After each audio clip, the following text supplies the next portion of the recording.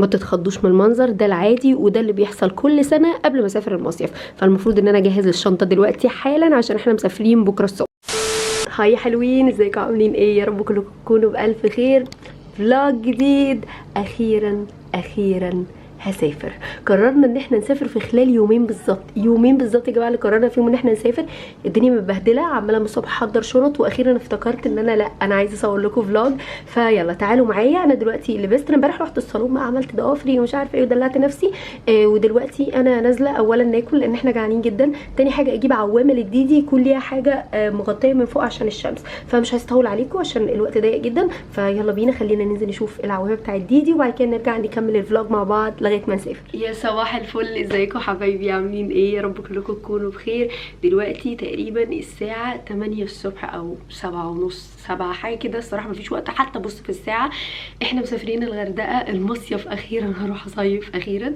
النهارده احنا صحينا متاخر مع ان احنا ظابطين المنبه، بس بجد كنا هلكانين ونمنا ومقمناش، وهم اتصلوا بينا اخت محمد وجوزها عشان يصحونا من النوم عشان هم تحت البيت، انتوا متخيلين؟ لا وانا واقفه بصور. فيلا بينا نبدا الرحله بتاعتنا السنويه. ما كنتش عارفه اصور اي فلوجز الايام اللي فاتت لان بجد ما كنتش عايزه اصور اي حاجه غير ان اكون رايحه المصيف. فبس كده حبايبي، يلا بينا على المصيف. اوكي حبايبي، اخيرا نزلنا من البيت، بجد مش طبيعي الزنقه اللي احنا فيها دي. انا ما اعرفش راحت علينا النومه ازاي، انا نسيت اعمل الالارم ومحمد سمع الالارم ونايم نومه تقيل جدا. المهم خلاص نزلنا، لبست كده بنطلون خفيف وعليه شيميز وشيرت عشان الدنيا تكون خفيفه وما احسش ان انا مخنوقه طول الطريق. طبعا ديزي مقريفه جدا عشان مصحيينها بدري، بس معلش. وخدنا معانا بقى الاستاذ ميمي اسمها ميمي يا ديدي. المهم خدناها معانا عشان دي صديقه ديدي المقربه. ديدي ماما شكلي زي الزفت بالتلبيسه دي، بس دي اريح حاجه الصراحه. مش قادره كل شويه الطرحه تتفك وتتعدل تتفك وتتعدل، وتعلمت ان الشيفون في السفر مش الطف حاجه خالص.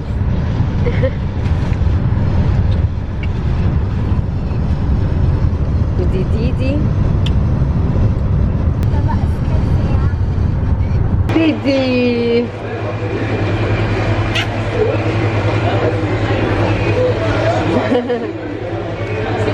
لوليباب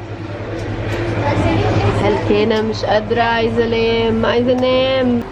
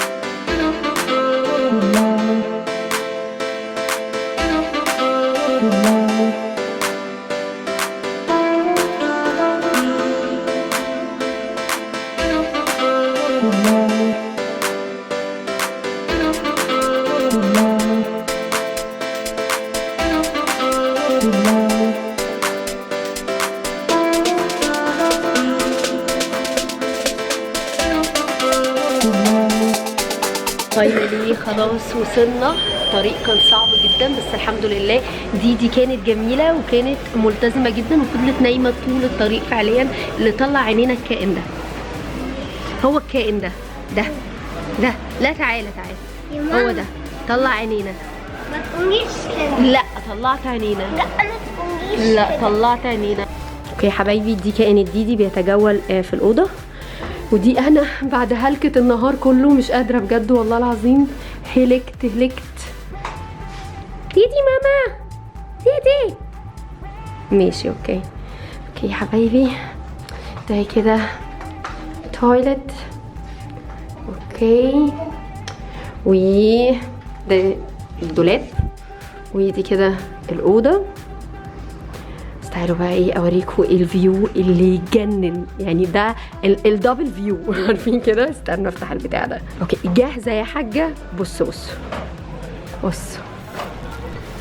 بحر وبول، الدبل فيو يا جماعه. بصوا الحلاوه والجمال. يعني انا شايفه كل حاجه من هنا. بصوا يا خرابي، بصوا البحر خطير. اوكي حبايبي، انا مش عارفه اصلا انتوا شايفيني ولا لا، لان الاضاءه ضاربه في وش المرايه اللي هناك، فمش عارفه اوريكم حاجه. المهم لبست كده المايو القديم بتاعي على السريع، وقلت خلينا بكره بقى من بدايه اليوم اكون رايقه واوريكم المايو الجديد، لان انا جبت حته مايو يجنن. المهم اللبست ده كنت جايباه السنه اللي فاتت من عند شي ان، والكفر اب ده برده كنت جايباه من عند شي ان. هروح على المرايه الثانيه اوريكم الفال اوتفيت، بس وشي مش هيبقى باين اصلا، هبقى مضلمه. طبعا الحمد لله خسيت شويه عن السنه اللي فاتت الحمد لله.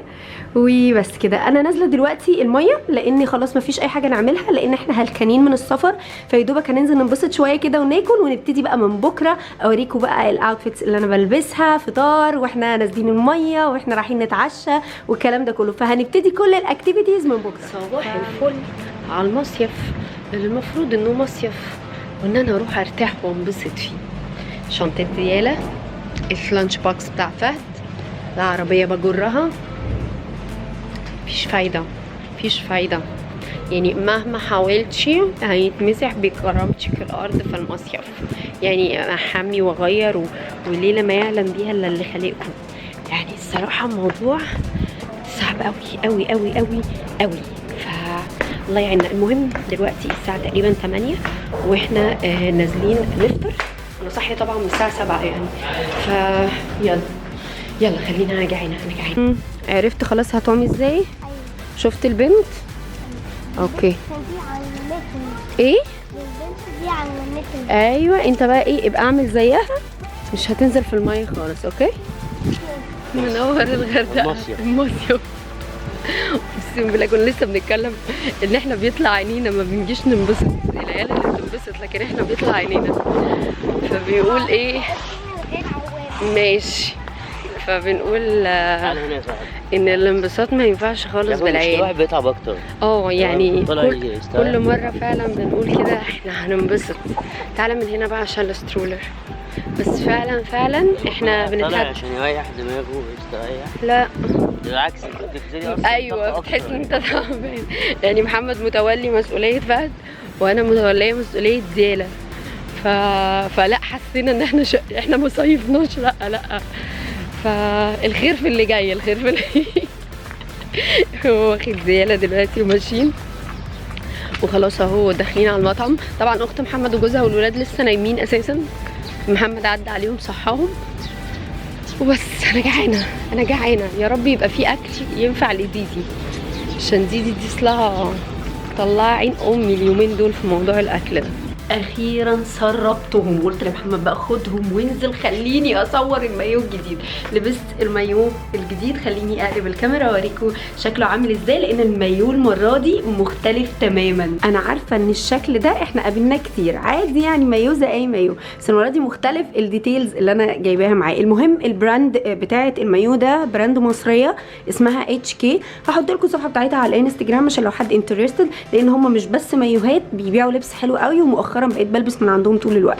المهم ميزه المايو ده بقى حاجه مهمه جدا، ان من تحت المايو هنا مش بس الووتر بروف اللي من بره، لا كمان المايو متبطن. بصوا متبطن عشان ما يشفش الجسم، ودي رسمه عليه مش اللي انا لابساه تحتيه. اوكي. والبنطلون برده متبطن. خلوني كده اقعد واوريكم التبطينه. اوكي اهي عشان ما تشفش الجسم. فالصراحه الفكره خطيره ان يكون متبطن وما يكونش تفاصيل الجسم كلها باينه. يعني بصوا، يعني مفيش تنيات في الجسم تبان من تحت البنطلون. خليني بقى البس الجزء اللي من فوق ده عشان ده اللي وهم يا جماعه. وده حبايبي البيتش دريس اللي عليه نفس الالوان بتاعته بالظبط. هو مخرم كده عامل زي الشبكه كده، وليه فتحتين من الجناب. صراحة شكله كيوت جدا، وانا جبته نفس الالوان بتاعه المايو عشان يبقى كله حاجه واحده. وعلى فكره هو ملوش علاقه بس بالمايو، يعني انت ممكن على بيسك دريس تلبسيه من تحت وتلبسيه عليه، هيبقى شكله حلو جدا وهيغير شكله. وبس حسيته كده مختلف، ولسه ان شاء الله بكره ان اراد ربنا هوريكم برده شكله على قطعه تانية جبتها للمايو برده، وانتوا قولوا لي بقى ده احلى ولا الحاجه التانية اللي هوريها لكم بكره. المهم يلا خلوني بقى انزل عشان اكيد العيال تحت قاتلين محمد. والصيف ده صح انا نسيت اقول لكم، الصيف ده انا قررت ان انا مش هلبس تربن. يعني كان عندي مشكله نفسيه جدا ان انا البس حجاب بالشكل ده، وجيت الحق هو فعليا بيخنق جدا جدا جدا. يعني حسيت امبارح ان كأن حد ماسكني من رقبتي وبيخنقني، لان الجو حر وميه وكده ولابسه حجاب. بس قررت اني مش هلبس تربن في المصيف وهلبس الحجاب بالشكل ده. والحمد لله لقيت نوعا ما حجاب شكله يعني حلو، مطلع لي لغلوغه هنا بس مش مهم. المهم ان انا السنه دي يعني احسن عن السنه اللي فاتت. وبس كده، يلا خليني انزل.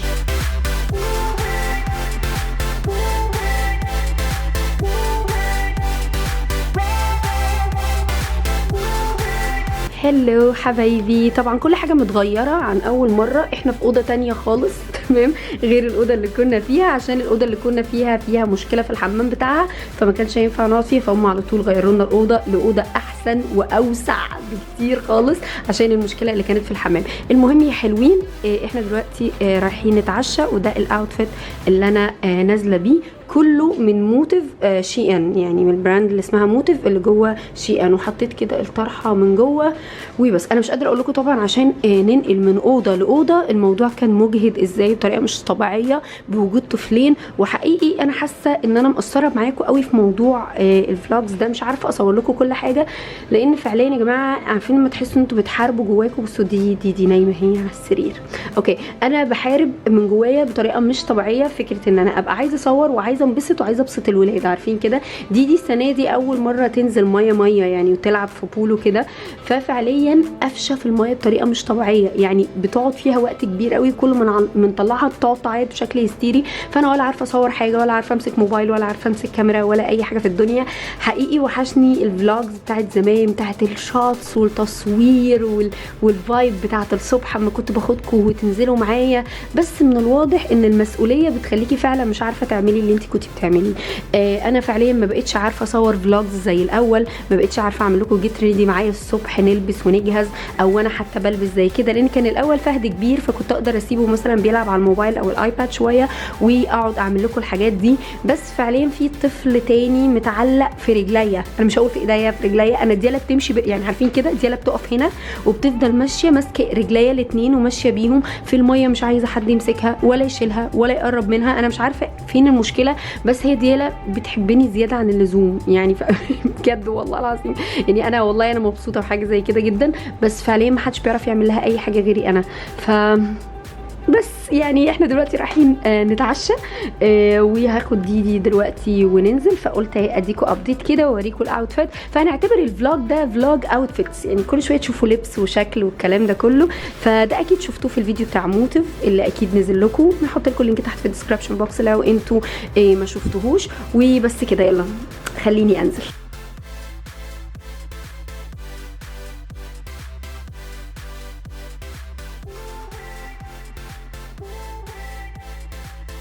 صباح الفل يا جماعه، صباح الفل على اللي ممسوح بكرامتها الارض.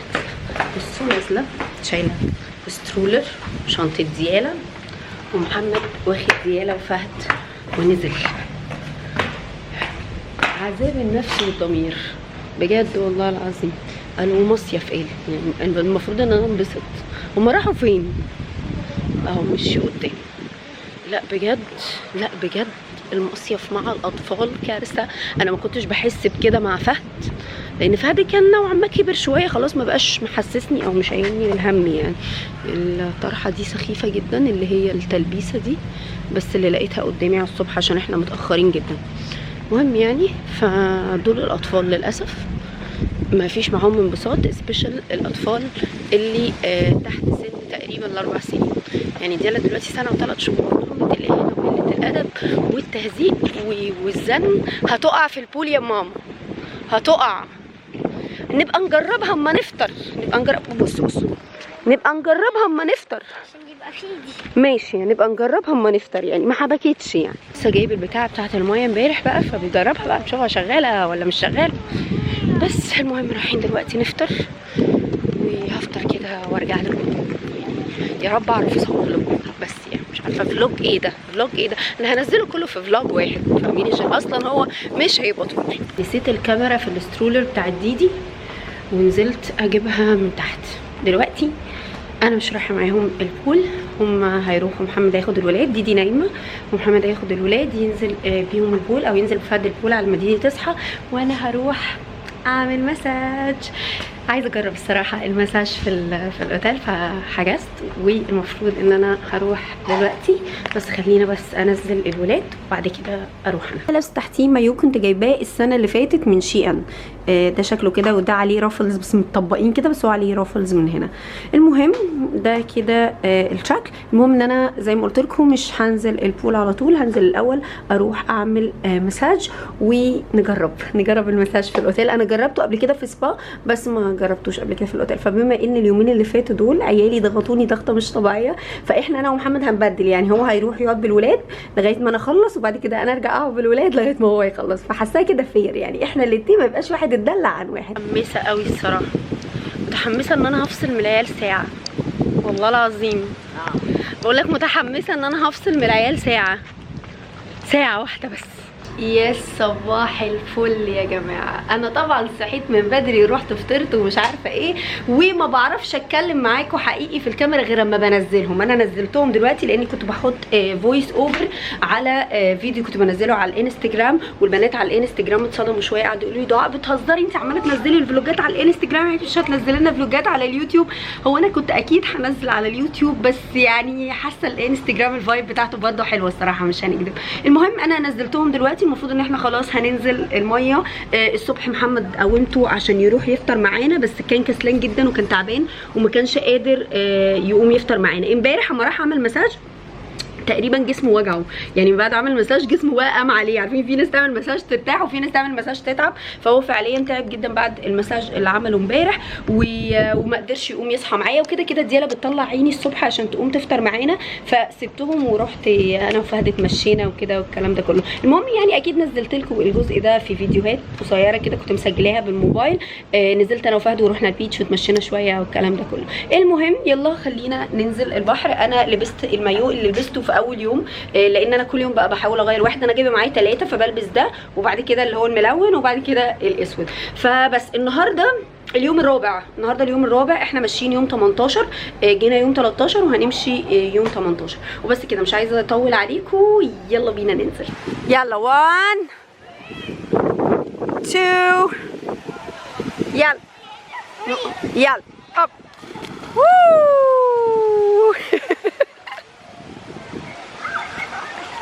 شاطر شاطر شاطر جود بوي شاطر.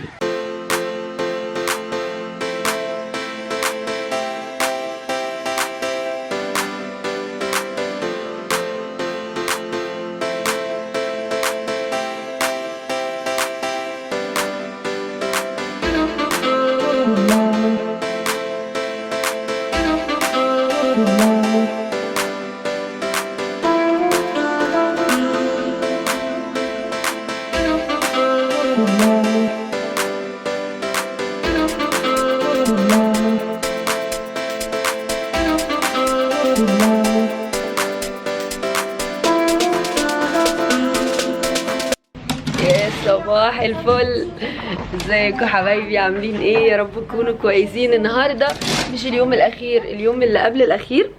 احنا المفروض ان احنا هنمشي بكره ان شاء الله، انا اراد ربنا. امبارح رحنا كنا معزومين، كان مدير الريسبشن تحت او الحجوزات كان عازمنا في محل صيني، مش قادره اقول لكم الاكل كان عامل ازاي مش طبيعي. بصوا انا قلت اجرب، انا كده كده ما بحبش الاكل الصيني خالص عشان بس محمد وفهد عندهم موضوع هناك. المهم انا ما بحبش الاكل الصيني خالص تمام، بس اتحطينا في سيتويشن هو لا هنجرب يعني مش هنخسر حاجه. والله العظيم يا جماعه انا اكلت شوربه، هحط لكم فيديوز من الموضوع. الشوربه كانت حلوه وجابوا لنا تشيكن وينجز كده صغيره برده كانت سبايسي وحلوه، بس انا اكلتها من هنا اقسم بالله يا جماعه ما لحقتش اوصل للاوتيل التاني، كنت رجعت كل الاكل اللي انا اكلته مع اني كلته ساعتها، بس والله العظيم رجعت كل الاكل ما استحملتش الطعم بتاعه. الغريبه في الموضوع ان فهد كل سوشي وعجبه، وكل نودلز، النودلز شكلها غريب جدا غير الاندومي بتاعتنا والنودلز بتاعتنا خالص، وعجبته يعني بطريقه مش طبيعيه، اللي هو ايه يا حبيبي في ايه. بس كلهم طبعا. محمد ما كلش اي حاجه امبارح، هو واخته بقوا قاعدين عاملين الاكل كده قرفانين بطريقه مش طبيعيه بجد. لا هو كان في حاجه غريبه يعني، الفايب بتاعت الاكل مختلفه يعني. ليه شوربه او رز يكون عليه بيض برضو؟ ما هو الموضوع مش مفهوم. وعلى الرغم من كده في ناس بتيجي من اماكن بعيده عشان تقعد تاكل في محل في اكل صيني وكده. المهم anyway صباح الفل.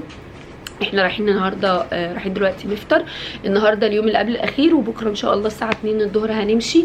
احنا كنا حاجزين 5 ليالي 6 ايام وخلاص. بصراحه كانت اجازه لطيفه وحلوه جدا وطويله يعني. المره اللي فاتت او كل مره بنسافر كنا بنحجز 4 ليالي 4 ليالي 3 ايام، بس لما حجزناهم 5 ليالي 6 ايام حاسين الموضوع يعني الطف بكتير. وبس كده حبايبي، يلا خلينا ننزل نفطر. دي هي متغطيه، هي متكعببه هنا كده، بس هي بصوا شايفين دي؟ ايوه هي الكائن ده. هي نايمه دلوقتي بس هنصحيها بقى يلا عشان ننزل. وده الفهود لسه صاحي من النوم. صباح الفل. صباح الفل. كان ايه اخبار السوشي امبارح؟ الحمد لله كان جميل؟ ايوه طعمه حلو وعجبني قوي بجد؟ ده انا كلت نص كل السوشي بس ما كلتش. السوشي ايه اسمه السوشي؟ انا يعني كان انا كلت نص السوشي كان سوشي. انا كلت نص السوشي. ايوه يعني وكلت ايه تاني؟ بس ما كلتش السوشي الاخضر عشان السوشي الاخضر ده سبايسي. ايوه صح. وكلت اندومي نودلز، دي مش اندومي. وكلت نودلز وهو كان طعمه حلو قوي. طب والشوربه؟ فانا كلت كونغو. الشوربه طعمه حلو برضو. ايوه اوكي. محمد ايه رايك في الاكل السوشي الاكل الصيني؟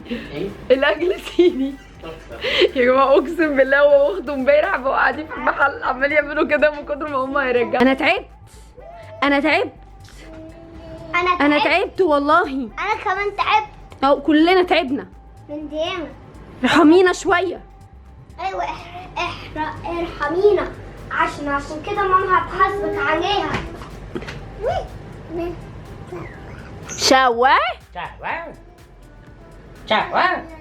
شواء. ماما عارفين ايه اوحش حاجه في الاجازه؟ انها بتخلص. يعني الواحد هين عليه يقعد مثلا هنا شهر والله بيتهيألي مش يعني فاهمين يعني. هو شهر حلو قوي. الواحد محتاج يشتغل كتير جدا السنه الجايه عشان يحجز وقت اطول ونطول هنا. بصوا دي اسمرت بطريقه مش طبيعيه. بصوا جسمها من هنا ابيض ومن هنا سمرة جدا عشان المايو. نفس النظام. انا اطراف وشي من هنا فاتحه، من هنا كلها فاتحه وغمقان الحجاب كده يعني. انا وشي اسود ورقبتي بيضه. الموضوع كارثي. طبعا ما كانش بيحصل الكلام ده ما كنت بلبس تربن، بس عشان الحجاب كان مقفول فكل ده بس الغماء وهنا كله فاتح. فشكلي في لبس البيت بقى ما هقعد كده مسخره. المهم احنا اتغدينا مستنيين الباص اللي هيروحنا ويلا بينا على المعيدشي.